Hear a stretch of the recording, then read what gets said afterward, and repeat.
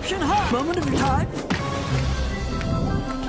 Marcher sur un papillon, bordel! Nicole Peterson est tellement rapide qu'elle peut marcher sur un papillon. J'ai pris mon meilleur chrono pour mesurer la vitesse de l'action. Il faut savoir qu'en moyenne, un papillon bat des ailes à la hauteur de 5 à 20 battements par seconde. Ce qui veut dire qu'un seul battement est effectué soit en 0,1 seconde, soit en 0,011 secondes. Et pendant ce temps, Nicole a eu le temps de parcourir une distance que j'ai calculée en prenant la lettre E visible sur le plan et en estimant les proportions grâce à ce plan où on voit le panneau au fond. En mettant à l'échelle, en considérant que Nicole fait la même taille que Gumball à son âge, la lettre fait 70 cm de haut, ce qui veut dire qu'après un collage rapide, le saut de Nicole fait 5 E de long, soit 3,5 m de long, le tout en 2 battements de papillon ou 0,2 secondes au maximum, et qu'elle prend une impulsion sur le papillon en 0,1 seconde, soit suffisamment rapidement pour que ça n'affecte pas la course du papillon. Et en plus de ça, elle a pris appui sur lui pour faire un double saut. En théorie, elle vient de lâcher environ 683 newtons pour son premier saut et 1367 newtons pour le second.